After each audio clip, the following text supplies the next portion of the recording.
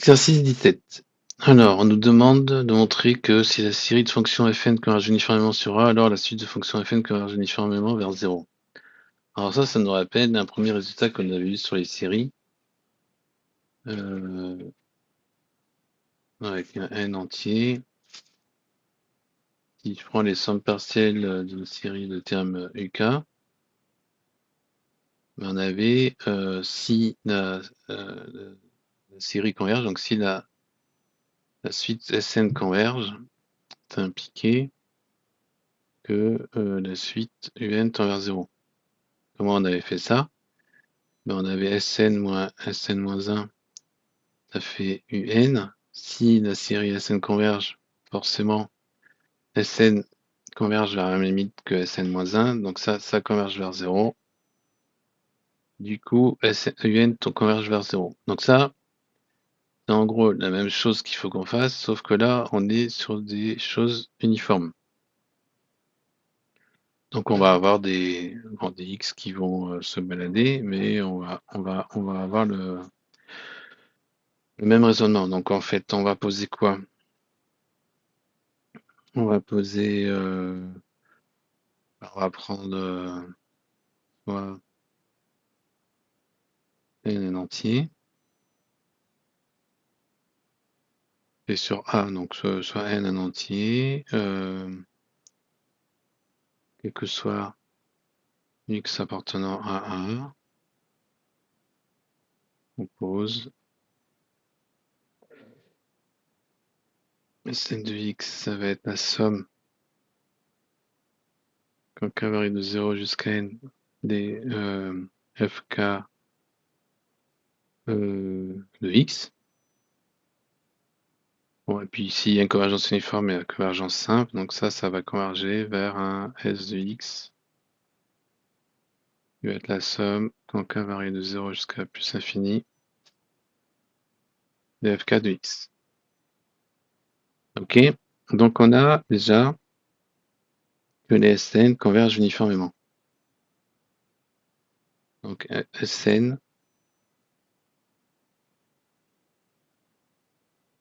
converge uniformément vers S. Donc ça veut dire quoi? Ça veut dire, alors, ouais, tout ça, on dit que la norme infinie existe, hein, les choses sont bornées. Ça va nous dire que la limite Sn tend vers 0.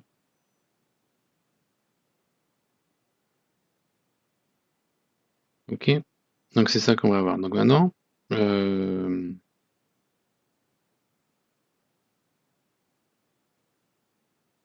a quoi? Bon, là,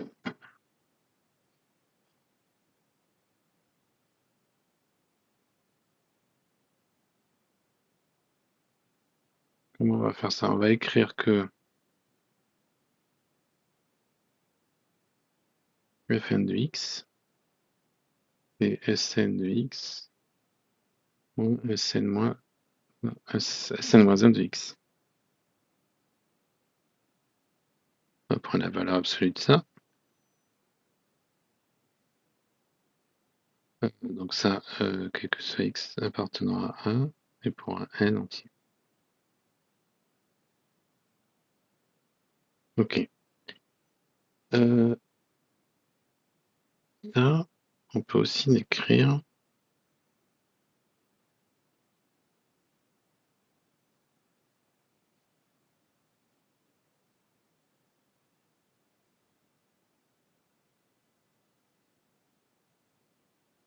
plus moins s de x plus s de x moins Sn-1 de x.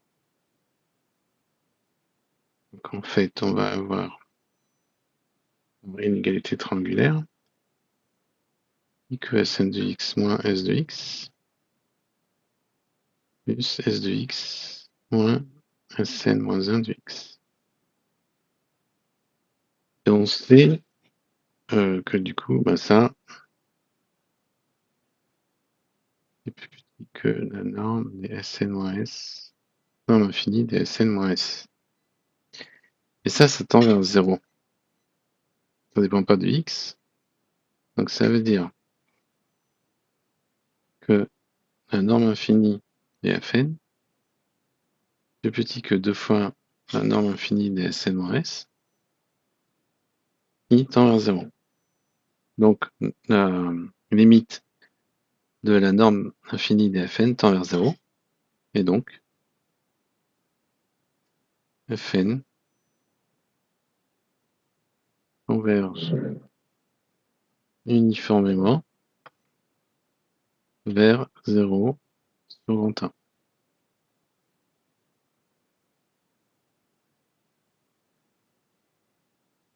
Alors, on va effacer un peu maintenant, on va passer à la suite.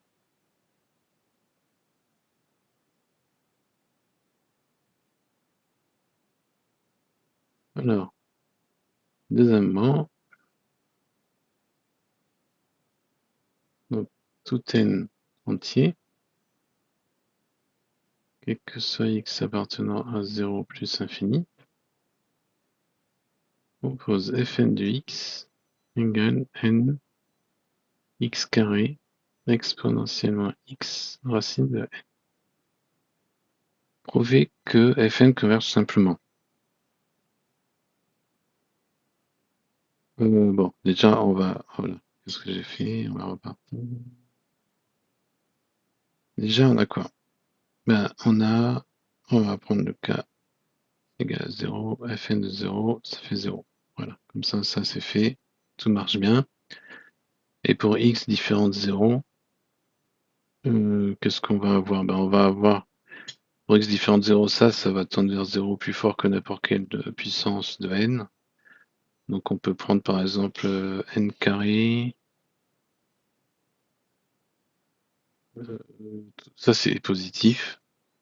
Donc n carré, n de x ça tend vers 0 quand n tend vers plus infini. Donc par comparaison avec une série de Riemann avec alpha strictement supérieur à 1, parce que là 2 c'est strictement supérieur à 1, on a que la somme de fn de x supérieur à 1 converge sur de 0 plus infini. Donc ça c'est bon.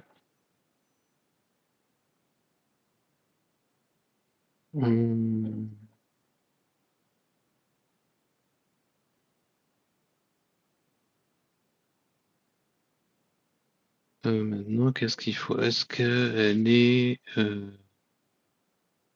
converge uniformément? Est-ce qu'elle converge uniformément?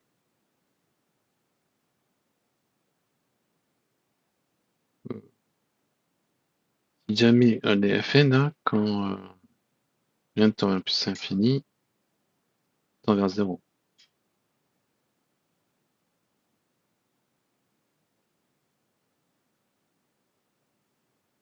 Ok, donc est-ce qu'on voit bien qu'on va avoir un souci. Là, le exponentiellement x racine de n, quand n tend à plus infini, tend vers 0, quand on a le x qui est fixé.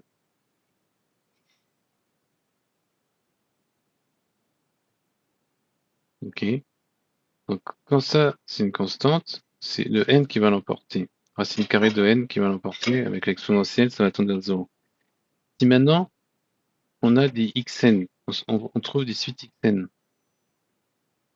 telles que xn racine carrée de n, eh ben, d'une certaine manière, on minimise le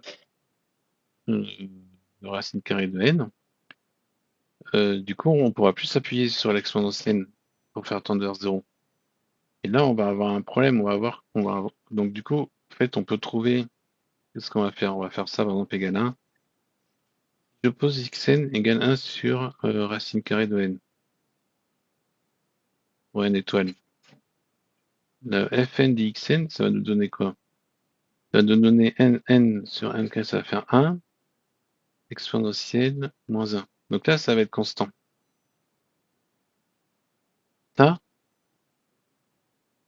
peut pas tendre vers 0. Je vais revenir sur du noir. Or, ce qu'on a vu à la question 1, c'est que si la série de fonctions la somme des fn converge uniformément sur 0 plus l'infini, alors la suite de fonctions fn converge uniformément vers f. Mais là, on ne peut pas avoir convergence uniforme parce que on n'aura pas le sup, enfin le norme infini. Voilà, je vais prendre plus de place. La valeur absolue des fn xn. Ça, c'est plus petit que la norme infinie des fn. Or, ça, pour ce xn, c'est 1 sur e. Ben, là, ça peut pas tendre vers 0. Comme c'est majoré, ça ne peut pas tendre vers 0. Donc du coup, si la somme des fn converge uniformément sur 0 plus infini, ça implique que la suite de fausse. Donc si jamais il y avait une convergence uniforme, on aurait la suite de fonctions fn qui convergent uniformément sur 0, ce qui n'est pas le cas. Donc par contraposé, sigma des fn ne converge pas uniformément sur 0 infini.